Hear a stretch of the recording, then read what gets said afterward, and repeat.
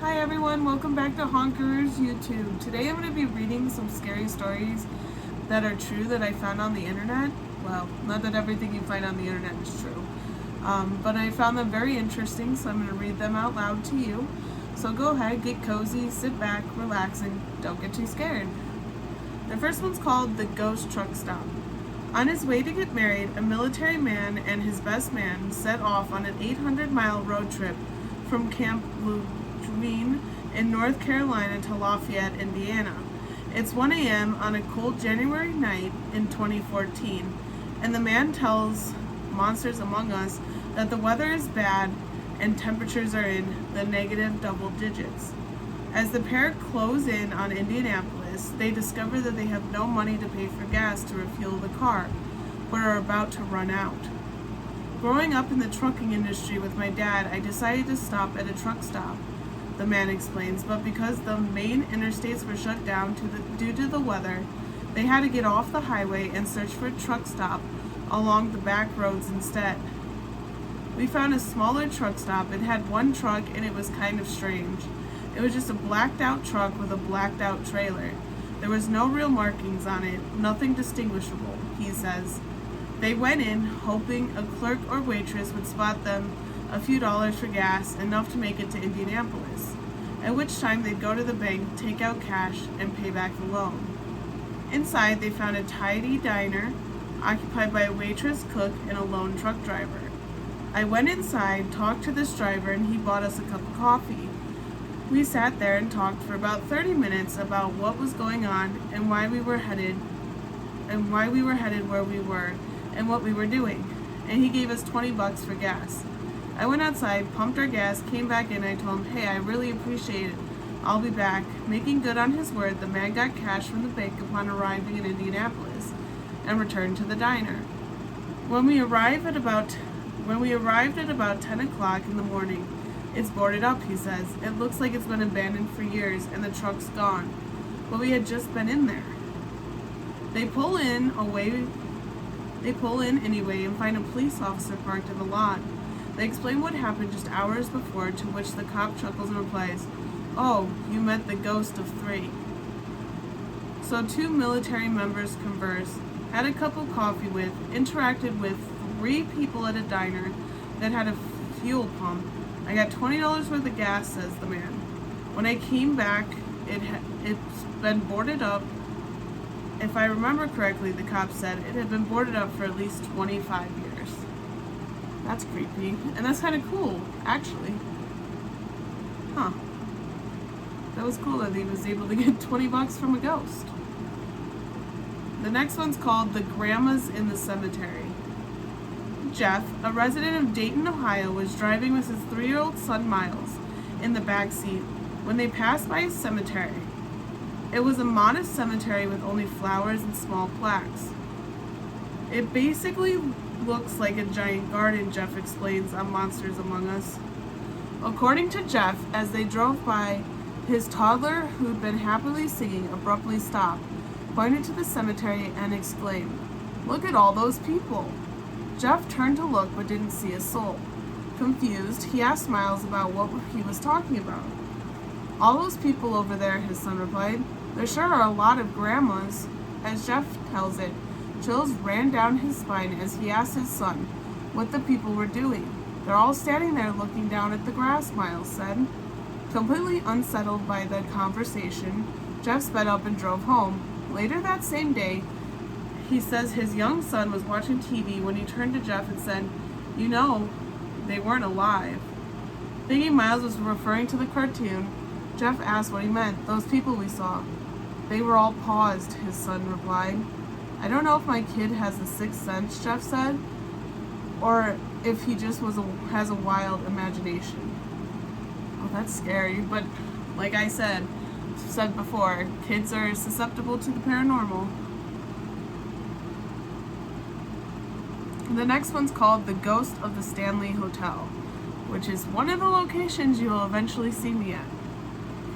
The Stanley Hotel in Estes Park, Colorado, has been around for more than 100 years and was built as a posh getaway for the wealthy seeking solitude in the mountains. As the years passed, however, occupancy declined, and by the 1970s, the Grand Hotel had fallen into disrepair. It was around that time that the famed author Stephen King spent the night there and was inspired to write the book The Shining. The book and blockbuster film helped return the Stanley to its former glory. Now, guests come in droves to see the hotel that inspired one of the scariest horror movies of all time. Given its history, it should come as no surprise that many visitors report strange happenings. Aware of the ghostly rumors, Texas resident Henry Yao booked a last-minute getaway in April of 2016 to check it out. After arriving, Yao had dinner, then wandered around the Stanley to take photos, stopping at the staircase. He waited for people to clear the area, then took a picture, thinking nothing of it. Later that night, however, Yao fell seriously ill. I felt really sick. I had the shivers. I was like, something's really wrong, he tells Today.com. His companion suggested he go to the emergency room, but Yao refused. On the trip home, Yao began swiping through the photos he'd taken when he discovered what he said was a really, really strange image of someone standing on the stairs. Except no one had been there. The next day, he posted the photo on Instagram, half joking that he captured a ghost, and the world took notice. Almost overnight, Yao found himself in the limelight, with his ghost picture warranting attention from global media outlets and paranormal experts who wanted to examine the photo. Some experts say that there's two ghosts, and that other people said that the reason I got sick is because the ghost was trying to materialize, taking energy out of me, he said. There's so many theories about this. And what does Yao think? I have no idea, he says with a laugh. Oh, it's one of the locations I really, really, really want to go to. The next one is the hauntings at the Lizzie Borden house. On August 4th, 1892, Andrew and his wife, Abby Borden, were found brutally murdered in their Fall River, Massachusetts home. Though murder wasn't uncommon in the late 1800s, the fact that they were bludgeoned to death with an axe and the main suspect was their 32-year-old daughter, Lizzie Borden, certainly was. The crime and trial that followed made headlines around the world. Lizzie was ultimately acquitted of the murder, but she remains forever linked to the heinous killings, as does the home where the crime was committed. Now a bed and breakfast and museum, the Borden home attracts history buffs and thrill seekers who come to see for themselves if rumors that the house is haunted are indeed true.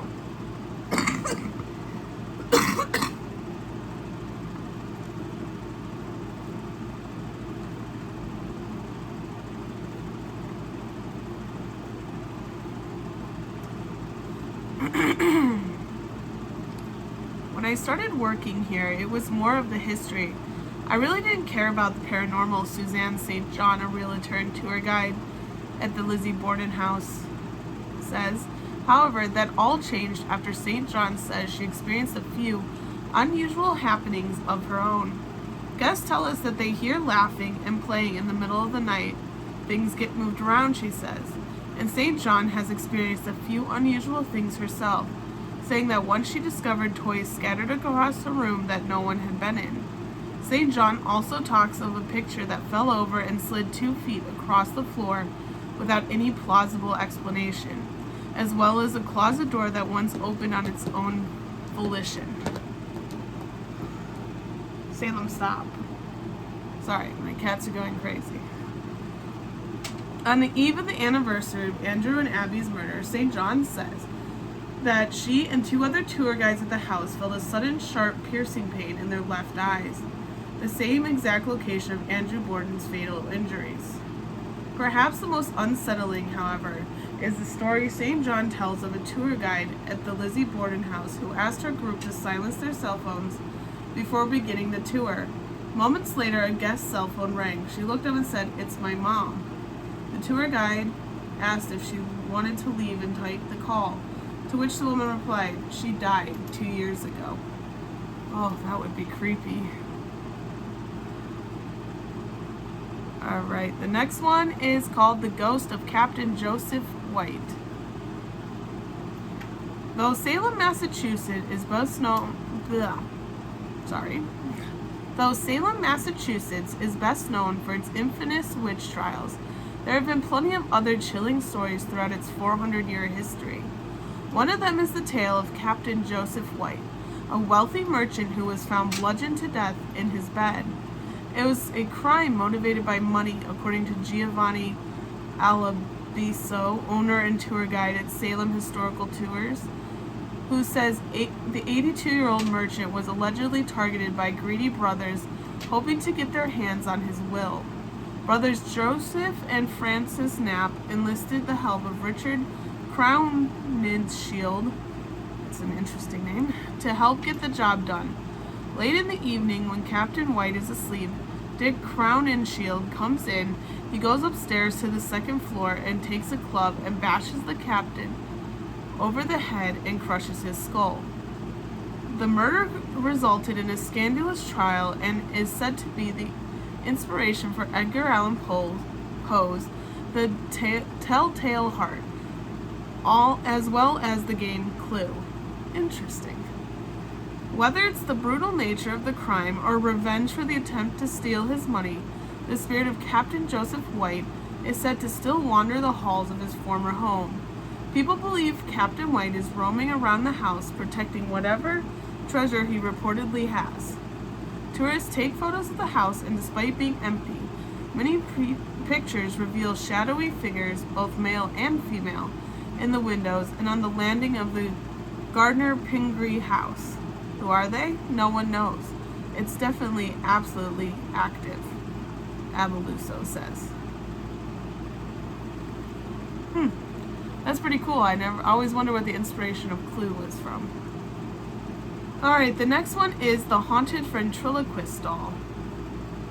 When Marty was a child back in the 90s, she tells that she was a fan of ventriloquist Edgar Bergen and his dummy sidekick Charlie McCarthy. She says that when her father came across a ventriloquist doll as he wandered through a small magic shop located outside of Santa Rosa, California, he decided to buy it for her birthday. While ringing up the sale, Marty says the cashier gave her father weird vibes and said to him, "You know, when you put your hand inside the doll, he's going to come alive." Laughing off the comment, he brought the dummy home to his daughter. According to Marty, she was over the moon, and when her dad gave her the doll, saying, "I was so happy when I got that doll, I was obsessed." But before long, strange things began happening. Though impossible because the doll's head was made of hard plastic, she says its expression would change, including his smile. Worried something would happen to her precious dummy, Marty's family shut it away in a cupboard most nights. One night, she and her family were awakened by the pitter-patter of steps in their living room. Thinking it was the dog or another family member, they went to look. No one was there except for the doll, who was sitting on the couch. We remember specifically we always put it away because I loved that doll so much that I took care of it, Marty says. Other strange occurrences began happening. While Marty and her dad were away, her uncle was alone in the house. The uncle says he heard Marty's father calling his name from the living room, even though he wasn't home. When he went to look, he found the doll once again sitting on the couch, and no one else. All of our family was pretty much scared of the doll, Marty says. People would start hearing their names being called, and we would hear walking at night, so we just decided we needed to get rid of it. Being Mexican and religious, Marty says her parents wanted to burn the doll in case it was demonic. They put it on the grill, and according to Marty, it wouldn't burn. This doll would not go up in flames at all, whatsoever. They tried cutting it with a knife, but were unsuccessful. Finally, they threw it in the trash can. After the garbage was collected, Marty's dad went to retrieve the bin. In it, the doll. To rid themselves of the dummy, they dug a hole in the backyard, then filled it with cement. Marty and the family have long since moved away, but she says they still think about the doll and the possibility that eventually it finds one of us. Oh, I hate dolls. Nope. Alright, the next story is called The Imaginary Friend. Jacqueline from Oklahoma says that while her memories have faded over the years, she recalls having an imaginary friend when she was young. Her grandparents, Granny Junie and Pa Hank, lived in a small home with a quiet backyard. Jacqueline recalls visiting them as a child. I have very good memories of my Pa Hank, Jacqueline says. He would sit under the tree with me and tell me stories. The stories were often about his life and memories of prohibition, she says. He was actually a very interesting character. The only problem, her grandfather died in 1981, and Jacqueline was born in 1982. I don't think I ever realized that I was getting stories from a ghost, she says, adding that the rest of her family knew of his presence in the house. My Granny Junie would never stay in the house on the anniversary of his death, she says. He did die in the house. Jacqueline also recalls hearing Pa Hank get up in the middle of the night when she was staying at the house. It never occurred to me that these were memories of an entity, she said. In hindsight, Jacqueline says that even though her childhood imaginary friend was actually her dead grandfather, it cast a different light because it was a relative and not a stranger. It never felt like ghosts. It felt like talking to my Pa Hank. Oh, that's kind of a sweet one. Alright, the next story is called The Kidnapping Ghost. A caller named Joe tells of moving to Georgia from California in the late 1990s. Soon after, he says his brother followed him to the Peach State and rented an old house built in the 1800s. It looked nice from the outside. It did not feel good from the inside, Joe says during the podcast. According to Joe, things seemed off from the moment he helped his brother move into the home. I walked into the house and went, oh man. The hair stood up on the back of my neck and I just felt ill at ease. Like this place isn't cool at all, he says. Moments later, while carrying items into the bedroom, Joe says he heard whispering. A heated whispering, almost an argument between two people that seemed to be hovering in the top of the ceiling area of the room, he adds.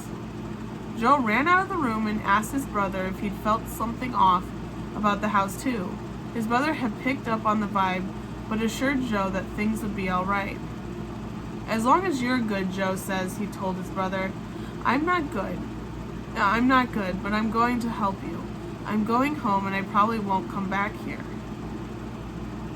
And sure enough, Joe's brother began experiencing unusual occurrences in the house. The most alarming, however, was when Joe says his young niece was found wandering alone on a busy road with her hand up in the air.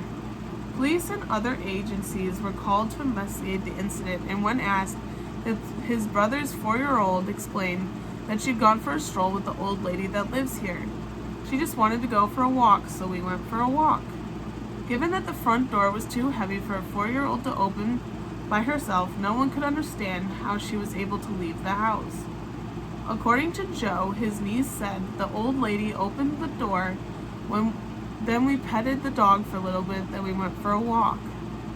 She was so genuine and honest at 4 years old that he couldn't call her a liar, Joe says. Soon after, his brother moved and never returned. That was scary. It's scary when kids go on walks by themselves, especially a 4-year-old. The next story is called The Unexpected Passenger. In the 1990s, Julie, a resident of Portland, Oregon, was driving out of the city to meet with friends when she found herself in traffic. The 18-year-old soon discovered that the cause of the slowdown was due to a dreadful car crash, and to her horror, as she passed the scene, she realized that someone had died. A moment later, there was a woman sitting in my passenger seat, Julie says. Though she admits it sounds crazy, Julie reports seeing a woman dressed in work clothes seated next to her, and despite being in complete shock, the woman in the passenger seat was even more freaked out. She looked like somebody who just suddenly ended up in somebody else's car, Julie says of the incident. Panicked, the woman demanded to know how she got there and who Julie was. It was then that Julie noticed the woman had an unearthly quality about her, and realized that whoever she'd passed on the side of the road was somehow in the car with her. "Ma'am, you need to calm down. My name is Julie and I'm here to help," she told the stranger. Julie later went on to explain to the woman that she'd been in a car accident and somehow ended up in her passenger seat. The woman was stricken. At that exact minute, they passed a clearing in the trees. With some encouragement from Julie, the woman peacefully walked towards the sun, then disappeared. In complete disbelief, Julie pulled over and convinced herself she'd imagined the whole thing. Several days later, however, a story came on the news about a trucker injured in a car accident. Before they finished, they threw a picture up of the woman that was in my car and explained that she passed away in the accident. It was unbelievable. It was too much. Oh, jeez.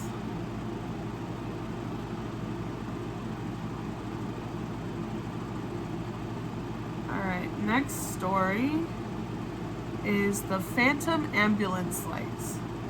In the mid-1990s, Robert worked as a paramedic in a small Texas town and tells a story of strange happening that he and his partner experienced on a call one night. After receiving a call for a female having chest pains, he and his partner climbed in the ambulance to make their way to the address. "We took off code 3, which means using our emergency lights and sirens," Robert recalls. In the absence of GPS back then, Robert says that they relied on maps and mailbox numbers to guide them to the rural location. "The address we were going to was a very rural one," says Robert, "so there was no street lights and it was very dark night, so it was very difficult to read the mailboxes." As they searched for the correct driveway, Robert says he turned off the sirens. After determining they found it, they pulled in, only to discover they were mistaken. "So we turned off the emergency lights as we backed up to the road and went up the correct driveway," he explains. Upon arriving at the scene, the paramedics realized that they had been at the exact same address the month prior for a male suffering from cardiac arrest. In typical medical black humor fashion, we mentioned to each other that this was probably the wife who was now having a heart attack and was now going to go join her husband. They jumped from the ambulance, bags in tow, and began treating the woman, who fortunately ended up being all right. Robert says he sent his partner to get the stretcher from the ambulance so they could take her to the hospital for evaluation. When he returned, he had this strange questioning look on his face. According to Robert, the pair wheeled the patient out to the emergency vehicle.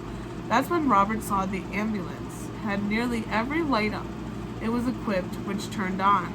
Strobe lights, floodlights, some interior lights, everything on. After taking the patient to the hospital, Robert asked his partner why he turned on all the lights. He hadn't. In fact, he reminded Robert that they'd shut them all off after going to the wrong address. Neither of us recalling activating the emergency lights, strobes, or floodlights when we arrived at the house. There was no real reason to do so. We'd already gotten there. In the end, we wrote it off as her dead husband letting her know that he was still there. Aww. The next one is called The Ghost Dog. Sarah from Lancaster, Ohio, tells the story of her childhood dog, Cricket, who, according to Sarah, was a pretty unhappy dog. "She was super cranky. She only liked my grandma," Sarah says. She didn't seem like she felt well. Still, the family loved their dog and was devastated when the pup ran out into the road and was struck and killed by a passing car as they were preparing to leave on a family vacation. It was very sad, very upsetting, especially with me being a child. My grandmother was there. She loved Cricket, and Cricket loved her. They had this special relationship that none of us had. Despite the loss, the family had prepaid for their vacation and, not having a lot of money, decided to still go, leaving Cricket with an aunt who offered to take care of the necessary details. Upon arriving at the hotel where they were staying, Sarah says the family was melancholy and sad over the tragedy. "We go to bed in the middle of the night. I'm not sure why I woke up, but I startled. Woke up, sat up in bed, and looked down, and on the floor was Cricket, a full-body apparition of her," says Sarah. "She looked so happy. She looked like a different dog. She was jumping around. All that crankiness, all that unhappiness she had was gone. It was like she was coming to tell me that she was okay. It was the clearest apparition. I've never seen an apparition again. It was the first and only time. Sarah says she told her mother in the morning that what she'd seen, and her mom dismissed it as her middle school brain just trying to make sense of the loss. I guess that's possible, says Sarah, but to this day, I can still envision Cricket in that moment. I've never forgotten that image, and it helped me feel better about what had happened because she seemed so happy, and I do think she was visiting me that night. Aw, that's so cute. Alright, last one, and it's called The Ghost Nanny. Kip, a caller from New York State, talks of an old home that he and his wife purchased. Upon moving in, his wife invited her sister and newborn baby to come for a visit. They stayed in the downstairs bedroom, and my wife was sleeping in an upstairs bedroom, Kip explains. And says the first night their guest stayed, his wife overheard her sister talking to someone in the middle of the night. The next morning, Kip's wife asked who she'd been talking to, and her sister replied, I woke up in the middle of the night and there was an old lady standing over my baby, and I had to tell her to get away. According to Kip, there were more unexplained incidences in the house, including mysteriously moving lamps and a creepy occurrence with a fire alarm that went off while his wife was outside working in their garden. She immediately runs back into the house, figures out that it's the smoke alarm in the same downstairs bedroom going off, Kip says. When she opened the door, she said for a split second, all she could see in the room was this white fog. Within moments, however, the white fog disappeared and the alarm shut off. Convinced the house was haunted, Kip's wife reached out to the neighbor to learn more about the property and discovered that the previous owner was a 90-year-old woman who tragically died in a house fire. Needless to say, we fixed up the house and got out of there as fast as we could and moved someplace else, says Kip. Oh, that's freaky. Yeah, I had issues with my fire alarm in my apartment going off randomly. Definitely one of the spirits that lives here. Alright, so that's all for today. I hope you enjoyed, and I'll see you in the next video. Thank you. Bye.